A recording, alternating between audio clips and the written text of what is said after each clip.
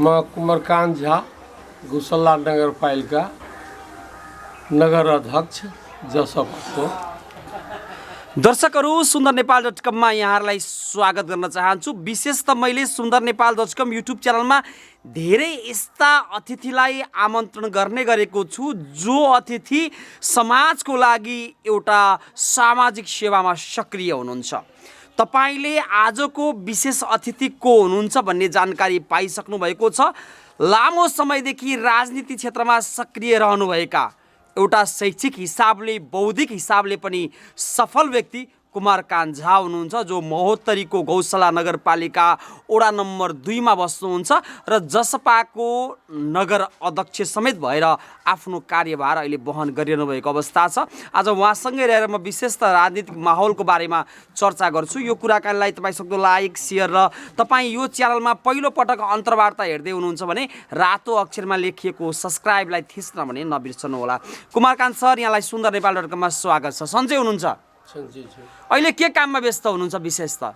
अब विकासको लागि हाम्रो सधैँदेखि सोच हो। विकासमा हामी लागेकै छौँ। हाम्रो पुर्खा पनि लाग्यो, दाइ पनि लाग्नु भएको थियो। अब त्यही जनताको लागि सेवा गर्ने हाम्रो मेन उद्देश्य हो। त्यसैमा लागिरहेछु, विकासतर्फ गरिरहेछु। गाउँमा हाम्रो वाडा नम्बर 2 को विकास तपाईँ एकचोटि हेरेर पनि हेर्नुहोस्, गएर पनि हेर्नुहोस्, मान्छेसँग पनि सोध्नुहोस्। हामी विकास प्रेमी हौँ। विकासको लागि नै हाम्रो अटुट सङ्घर्ष छ। कुमारकान्त झा राजनीतिमा किन आउनुभयो? केलाई आउनुभयो राजनीतिमा? र जसपामै आएर कुमारकान्त झा किन ठोक्किनु भयो? एकचोटि जनतालाई यो कुरा पनि बताइदिनुहोस् न। राजनीति त यहाँ धेरै दिनदेखि चलिरहेछ। 7 साल 3 साल बिपी बाबुको नाउँ पनि सुनेको छु, हेरेको पनि छु। 36 सालमा उहाँले आउनुभएको थियो काठमाडौँबाट जनकपुर। त्यसमा म पनि गएको थिएँ। त्यो बेलामा म 9th क्लासमा पढिरहेको थिएँ। विकास र समाजको उद्धारको लागि धेरै ठुला नेताजीहरू लाग्नुभएको थियो।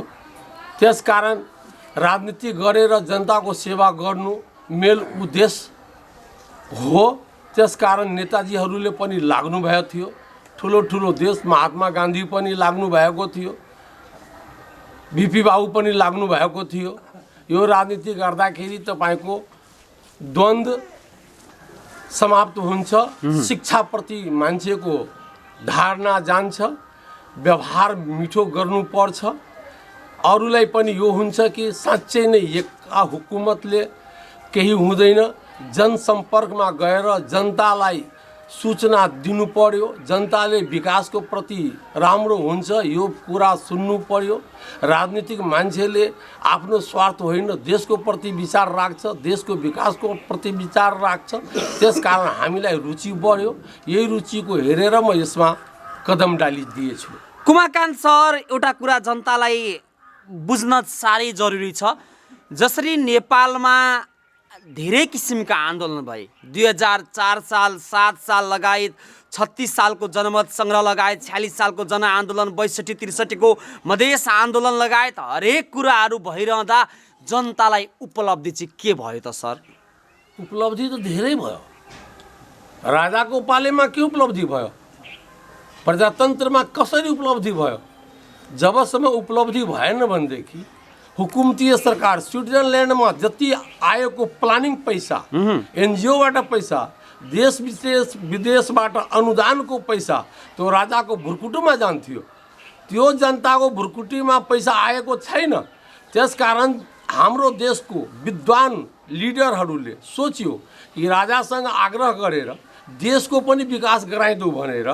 त्यो राजनीतिक फिगरको एउटा चासो हुन्छ, त्यसको सोच हुन्छ, एक्टिभिटी हुन्छ।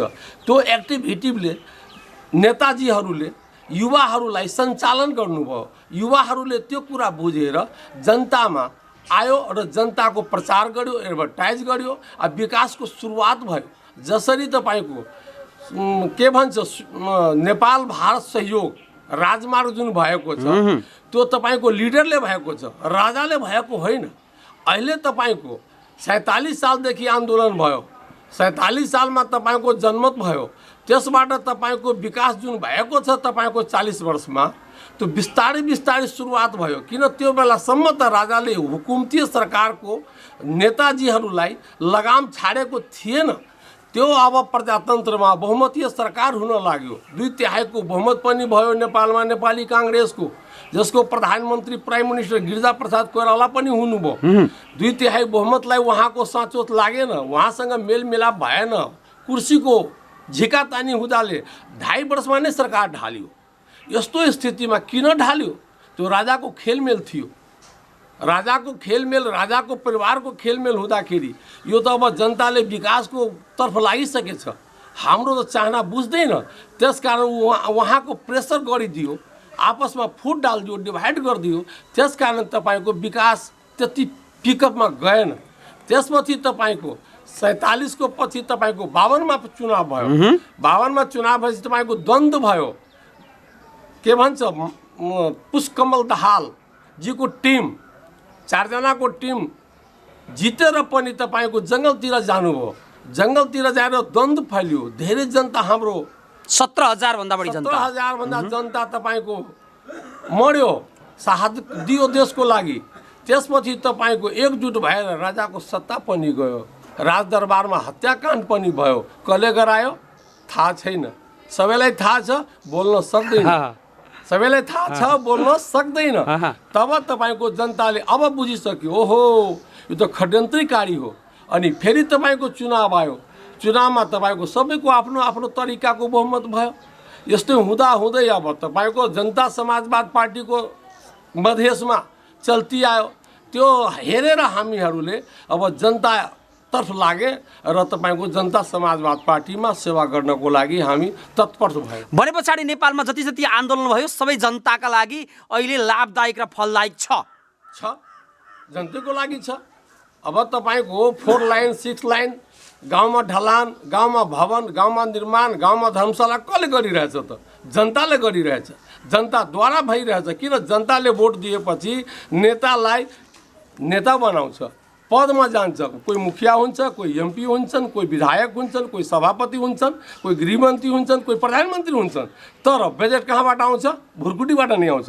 त्यो बजेटलाई हामीले दुरुपयोग गर्दैनौँ, सदुपयोग गरेर विकासतर्फ लागेर जनताले खुसी भइरहेछ। गाउँ गाउँमा पोल भइरहेछ, गाउँ गाउँमा बाटो भइरहेछ, किसानको लागि बाटो बनिरहेछ, किसानको लागि गाउँमा विकास भइरहेछ। यही त उपलब्धि हो। कुमारकान्त सर, हजुरले यस्तो भनिरहँदा अहिले एक किसिमको आलोचना भएको छ। 20 वर्ष पछाडि स्थानीय निर्वाचन भयो, जितेर आउनुभएका जनप्रतिनिधि आइसके पछाडि, नगरपालिका भइसके पछाडि बजेटको दुरुपयोग र भ्रष्टाचार चाहिँ अधिकतम रूपमा बढ्यो भन्ने गुनासो चाहिँ बढिरहेको छ नि सर। हेर्नुहोस्, भ्रष्टाचारी विपक्षीले भन्छ, तर भ्रष्टाचारी भयो भने विकास कहाँबाट आयो त? स्कुल पनि बनिरहेछ, हस्पिटल पनि बनिरहेछ, क्यान्सर हस्पिटल बनिरहेछ, मेडिकलहरू बनिरहेछ। विद्यार्थीहरू, यहाँ तपाईँको आइएससी विद्यार्थी एउटा थिएन, इन्डियाबाट हामी ल्याएर मास्टर बहाली गर्थ्यौँ। हाम्रो पुर्खाले गर्थ्यो, हाम्रो नेताजीहरू गर्थ्यो। अहिले एमएससी, बिएससी, इन्जिनियर, वैज्ञानिक, पाइलट हाम्रो नेपालमा कसरी भयो त? जबसम्म शिक्षाको प्रति मान्छेलाई चासो भएन, जबसम्म विकासको प्रति मान्छेलाई चासो भएन, तबसम्म कसरी विकास भइरहेछ? भ्रष्टाचारी त भन्नको लागि हो, मान्छेले गर्छ। अमेरिकामा पनि गर्छ नि। अमेरिकामा चोर छैन, डाका छैन, क्राइम हुँदैन। जर्मनमा हुँदैन, चाइनामा हुँदैन, इन्डियामा हुँदैन, सबै ठाउँ हुन्छ। इन्दिरा जस्तो तपाईँको मान्छेलाई हत्या भयो, राजीव गान्धी जस्तोको हत्या भयो। कसले गरायो? यो त हुँदो रहन्छ। यो प्राकृतिक देन हो। त्यसकारण यो भ्रष्टाचारी भनेको एउटा तपाईँको कुरा चलिरहेछ। भ्रष्टाचारीको एउटा नाउँ हो। भ्रष्टाचारी अलिअलि हुन्छ, त्यो साफै हुँदैन भनेदेखि। तर भ्रष्टाचार साटो विकासका पूर्वाधार खडा पनि भइरहेका छन् तपाईँको विचारमा? हजुर, भ्रष्टाचारको साथसाथै विकासको पनि पूर्वाधार भइरहेछ। यो हुँदै रहन्छ, यसमा ब्रेक लाग्दैन। अब तपाईँको मान्छेले जागरुक भइसक्यो। पत्रकारजी महोदय, जनताले बुझिरहेछ विकास कसरी हुन्छ, विकास कसले गर्छ। त्यस्तो मान्छेलाई नै जनप्रतिनिधि बनाएर भोट, आफ्नो अमूल्य भोट दिएर त्यस्तो जनतालाई भोट दिएर विजय गराउँछ। त्यो मान्छे तपाईँको लडेर अप्पर हाउसमा गएर आवाज उठाउँछ। अहिले त नेपालमा तपाईँको 3 तक भइसकेछ। सिंहदरबार गाउँमा आइसक्यो भन्छ, साँच्चै नै आइसकेछ। आफ्नो अधिकार मेयरको भइसक्यो। तर कतै कतै सुनिन्छ नि दरबार भन्दा सिंह आयो दरबार छुट्यो भन्ने गुनासो पनि छ जनताको, कतै कतै सुनिन्छ। अब दरबार छुट्यो, अब दरबारको बेग्लै कुरो हो, हाँ प्रदेशको बेग्लै कुरो हो, स्थानीयको बेग्लै कुरो हो। जति बजेट पाउँछ जनताबाट, फेरि बजेट आउँछ कहाँबाट? त हाम्रो किसान, हाम्रो उद्योगपतिहरूले जुन ट्याक्स दिन्छ त्यही ट्याक्सबाट फेरि त जागृत पनि छ नि। हाम्रो नेपालमा कर्मचारी पनि छ नि, कर्मचारीलाई त्यही भ्याटबाट, त्यही भन्सारबाट, त्यही करबाट पालन गर्छ। त्यहीबाट बचाएर विकासको लागि पनि तपाईँको भइरहेछ।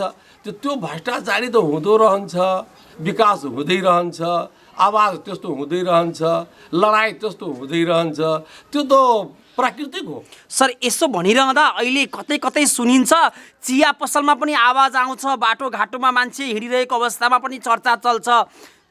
जस्तो जनप्रतिनिधि आउनुपर्ने हो त्यस्तो आएनन्। शैक्षिक हिसाबमा पनि जनप्रतिनिधि कमजोर आए, जसलाई राम्रोसँग साइन पनि गर्न आउँदैन।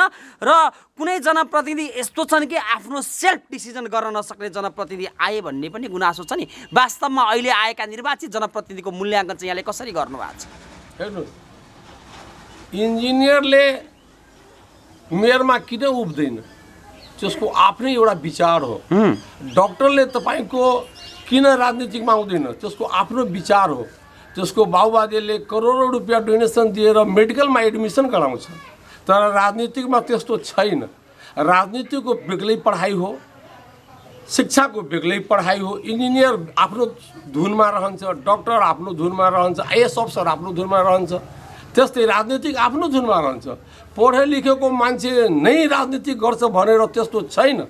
भनिरहेछ ओलीले पढेको छैन, किन राजनीति चलाइरहेछ, प्रधानमन्त्री बनेको छ। यही छिमेकी बिहारमा राबडी देवीको नाउँ लेख्न आइरहेको थिएन, आइरहेको छैन। तर तपाईँको बिहार जस्तो 14 करोड जनसङ्ख्यालाई डिलिङ गरेर बिहारलाई चलाएन। बाल ठाकरे महाराष्ट्रको केही पढेको थिएन, तर त्यस्तो ठाउँमा, बम्बई जस्तो ठाउँमा, क्राइम ब्रान्चको ठाउँमा बाल ठाकरेले हुकुमत चलाएर विकास गराए कि गराएन? त्यस्तै शिक्षाको हुनु पर्यो। तर शिक्षा छैन भनेदेखि राजनीतिक अनुभव एउटा बेग्लै कुरो हो। राजनीतिक अनुभवले मान्छेले विकास गर्छ, जनताको दिल जित्छ। जनताको दिल जितिसकेपछि ती जनताले भन्छ पढे लेखेसँग काम हुँदैन, अनुभवीसँग हुन्छ। मूर्खसँग काम गर्छ। मूर्खैलाई भोट दिनु पर्यो, किन यसले हाम्रोसँग बिचमा हेलमेल गरेर हाम्रो कुरा सुनेर हाम्रो विकासतिर जान्छ। त्यसकारण जनताले त्यस्तै मान्छेलाई भोट दिन्छ जसले जनताको सेवा गर्छ। कुमाकान्त सर, अब अलिकति प्रसङ्ग अहिलेको माहौलको बारेमा पनि कुराकानी गरौँ। यतिखेर प्रधानमन्त्री केपी शर्मा ओलीले संसद विघटन गरे, चारैतिर चर्चा उठेको छ। केपी शर्मा ओलीले जनतालाई कुठाराघात गरे, 5 वर्षको म्यान्डेट बिचमै छिनाइदिए, मध्यावधि चुनाव गराउने तयारीमा लागे भनेर कतै प्रधानमन्त्रीको पुतला दहन भएको छ, कतै प्रधानमन्त्रीको आलोचना भएको छ। यतिखेर माधव नेपाल र प्रचण्ड कति मास जम्मा गर्ने भनेर मास जम्मा गर्नतिर लागेका छन्। प्रधानमन्त्रीले पनि चाहिँ टुडी खेलमा ठुलो आफ्नो मास जम्मा गरेर आफ्नो सम्बोधन गरे। तपाईँ चाहिँ यो कुरालाई कसरी सम्बोधन गर्नुहुन्छ? के गरे त केपी शर्मा ओलीले? हेर्नुहोस्, अहिलेको सन्दर्भमा जनताले कम्युनिस्ट सरकारलाई 2/3 मत पुर्याइदियो। यो भाग्यले हुन्छ 2/3 बहुमत। अहिले इन्डियामा पनि 2/3 बहुमत मोदीजीले ल्याउनु भएछ। चलाउने तरिका छ, फुट छैन, द्वन्द्व छैन। हाम्रो नेपालमा कुर्सीको घिचातानीले म बनौँ संविधानमा लेखिसकेको छ कि 2 वर्षपछि पालो यो कुर्सीलाई समात्ने। तर पालो गरेर 2 वर्षमा कुर्सी समात्ने भएर जुन मान्छेले खेती गरिरहेछ, उदाहरण जस्ट एक्जाम्पल म दिइरहेछु। मैले खेत जोते, मजाले खेतमा मल खाद दिएँ। यसमा उखु रोप्नु छ कि धान रोप्नु छ कि आलु रोप्नु छ, त्यो मैले जोतेको व्यक्तिलाई थाहा हुनु पर्यो। त्यसरी ओलीजीको 2/3 बहुमतमा जुन तपाईँले उहाँले प्रोग्रेस गर्ने विचार राख्नुभएछ, जसरी आफ्नै गाउँ आफै बनाऊ भनेर चलेको थियो एमालेको पालामा, उसले चलाउन सकेन भनेदेखि काङ्ग्रेसले चलायो। त्यस्तै माधव नेपालजी, झलनाथ खनालजी, केपी ओलीजीलाई सपोर्ट गर्नुपर्ने थियो। तर कुर्सीको खेलमेलले प्रचण्डजी जुन यो बहुमतको सरकारलाई उहाँलाई टर्चर गर्दै गर्दै गर्दै गर्दै उहाँले धेरै मान्छेसँग सोध्नुभयो होला, इन्टरनेसनल पोलिसीमा सोध्नुभयो होला, आफ्नो पार्टीको सहमतिलाई सोध्नुभयो होला कि अब के गरौँ, त गरिदिनुहोस् न। उहाँको जब कुर्सीको पालो हो भनेदेखि उहाँले प्रधानमन्त्री बन्ने पालो हो कि छोरीलाई नै जिताउने पालो हो कि पत्रलाई फाडेर जिताउने पालो हो कि दीपकलाई बुताएर पालो हो कि, त्यो त सबै जनताले बुझिरहेछ नि।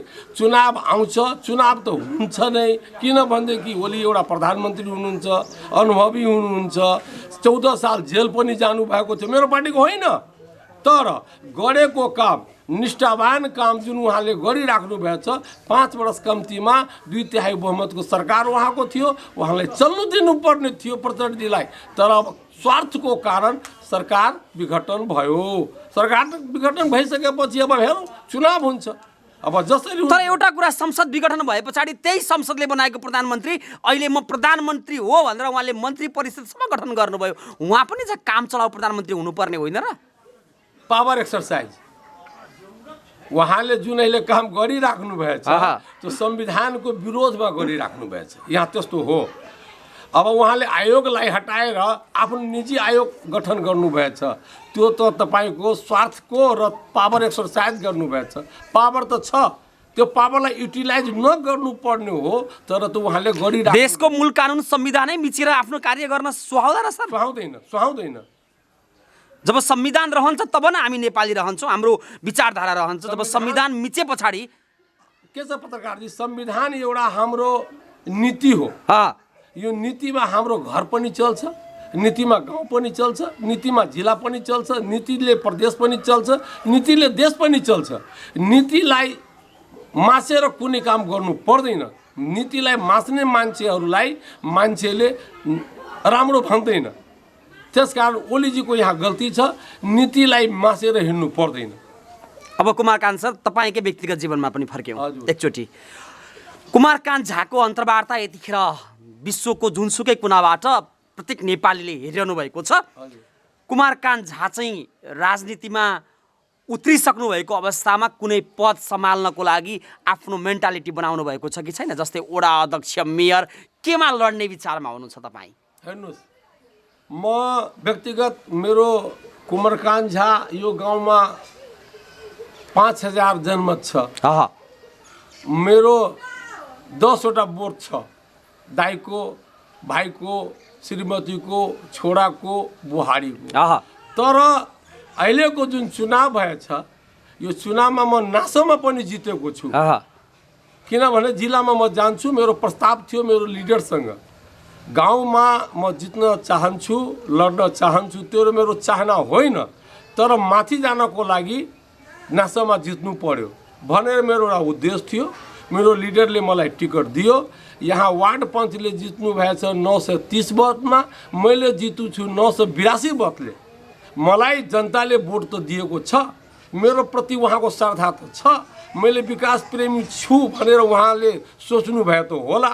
गाउँ चलाउने उहाँको क्षमता छ, जनतालाई मिलाउने कुमारकान्त झाको क्षमता छ भनेर त मलाई बढी मत परेको हो। तर अब म लड्छु, मेयरमा टिकट दिन्छ, त्यस्तो मैले चासो राखेको छैन। म सङ्गठनको लागि चासो राखेको छु। सङ्गठन सबैभन्दा ठुलो हो। सङ्गठन बनाउँदाखेरि पार्टीले आफै मलाई राजसभामा तान्छ कि मनोनितमा मान्य बनाउँछ कि मलाई त्यसै वार्ड पञ्चमा सेलेक्ट गरिदिन्छ कि, त्यो त हाम्रो लिडरको कुरो हो, हाम्रो कार्यशैलीको मूल्याङ्कनको आधारमा मूल्याङ्कन हो। जे भन्नुहोस् त्यो उहाँहरूको कुरो हो। मेरो चाहना छ लड्ने छैन, मेरो चाहना छ सङ्गठनमा म अगाडि बढौँ, जनताको सेवा निस्वार्थ भावनाले गरिरहेछु, गर्दै रहौँला। सर, अब हामी अन्त्यमा पनि छौँ। अब अन्त्यमा sundarnepal.com युट्युब च्यानल मार्फत तपाईँकै गौशाला नगरपालिकाका सरोकारवाला निकाय लगायत सबैले तपाईँको अन्तर्वार्ता हेरिरहनु भएको छ भने उहाँहरूलाई अन्तिममा भन्न मन लागेका कुरा आफ्ना जनतालाई केही छ भने प्लिज राख्न सक्नुहुन्छ एकदम छोटोमा। म जनतालाई आफ्नो छोटो वक्तव्यमा भन्न चाहन्छु, पत्रकार महोदय, तपाईँले हाम्रो गौशाला नगरपालिका निगौल मेरो घरमा आएर हजुरले जुन अन्तर्वार्ता मसँग लिनुभयो, मेरो गाउँको भरभलादमी पनि बस्नुभएछ। जनतासँग मेरो आग्रह छ, तपाईहरू लहै लहैमा नजानुस्, जातिपातीमा नजानुस्, भेदभाव नगर्नुस्। विकास गर्ने व्यक्तिलाई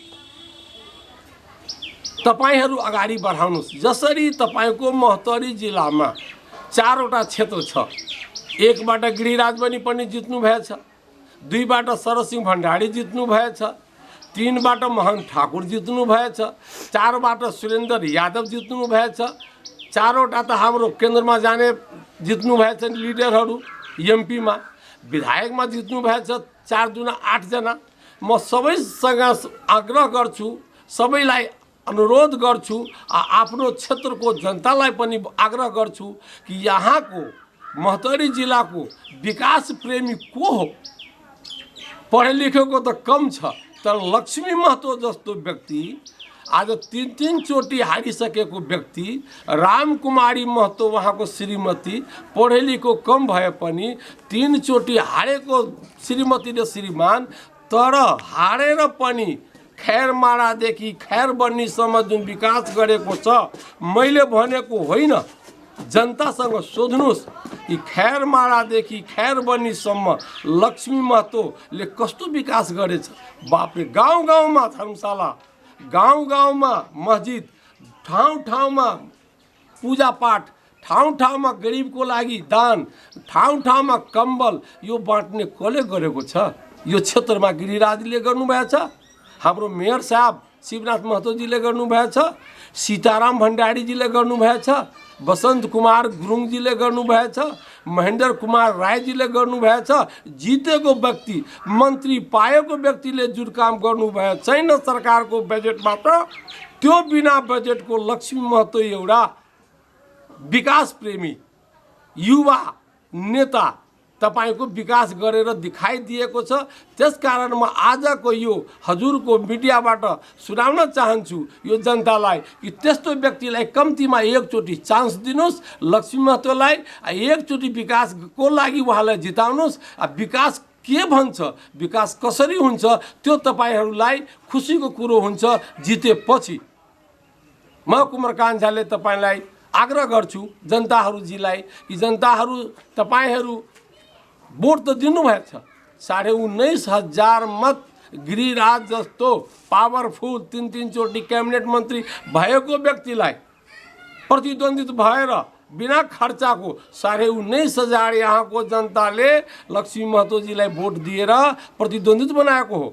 तर हारिसक्नु भएछ, दुःखको कुरो त्यो हो। तर पनि जुन विकास अहिलेसम्म गिरिराज मणि पोखरेलजीले गर्नुभएको छैन यो क्षेत्रमा, 1 नम्बर क्षेत्र महोत्तरीमा, त्यो लक्ष्मी महतोले 30वटा वार्ड पर्छ।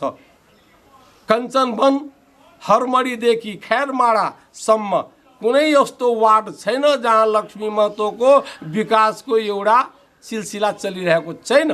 त्यस्तो व्यक्तिलाई पढे लेखेको के जरुरी छ बाबा? पढे लेखेर के गर्ने? पिएचडी गरेर के गर्ने? राजनीतिमा अनुभव हुनु पर्यो, जनताको चासो हुनु पर्यो, सिँचाइको व्यवस्था हुनु पर्यो, स्वास्थ्यको व्यवस्था हुनु पर्यो, शिक्षाको व्यवस्था हुनु पर्यो, यातायातको व्यवस्था हुनु पर्यो। जनताको जुन चाहना छ, जुन जनताको हामी ट्याक्स दिइरहेछौँ त्यसको ट्याक्सको उपलब्धि विकास हो। विकासै हुँदैन भनेदेखि किन हामीलाई ठुलो नेता चाहियो, पिएचडी नेता चाहियो? चाहिँदैन हामीले त्यस्तो नेता। हामीलाई नेता चाहिन्छ भनेदेखि विकास प्रेमी नेता चाहिन्छ। त्यो विकास प्रेमी यो क्षेत्रमा अहिलेको उभरिएको हो लक्ष्मी महतो। त्यसकारण हामीले तपाईको मिडियाबाट सूचना गरिरहेछु, आग्रह गरिरहेछु जनतालाई कि तपाईहरूले कतै लहै लहैमा नजानुस्। बहुमतको सरकार झडिसकेछ, त्यो चलाउन सकेको छैन। हामी बिना बहुमतको सरकार, बहुमत छैन हाम्रो, एउटा पनि हामी जित्यो। 12वटा वार्ड छ यहाँ, मैले एउटा वार्ड मात्रै जितेको छु। त 12वटा वार्डमा एउटा वार्ड जितेको छु। 11वटा वार्डको गएर विकास हेर्नुहोस् र एउटा वार्ड 2 नम्बरको विकास हेर्नुहोस्। जनता भाइ, तपाईँ यो मिडियाबाट सुनिराख्नु भएछ मेरो विचार। म कुमार कान्छा बोलिरहेछु। म जनता समाजवादको नगर अध्यक्ष पनि छु र वार्डको नासा पनि छु। म तपाईहरूसँग आग्रह गर्छु, विकास गराउनु छ भनेदेखि तपाईहरू व्यक्ति चिनेर भोट दिनुहोस्, व्यक्तिलाई तपाईहरूले चाहना गर्नुहोस्। यति भन्न चाहनुहुन्छ यही भन्न चाहन्छु। जनतालाई। हस् कुमारकान्त सर, यहाँले आफ्नो जनताको बिचमा आफ्ना कुराहरू राख्नुभयो, त्यसको लागि यहाँलाई धेरै धेरै धन्यवाद दिन चाहन्छु। हजुरलाई पनि धेरै धेरै धन्यवाद, जनतालाई पनि धेरै धेरै धन्यवाद।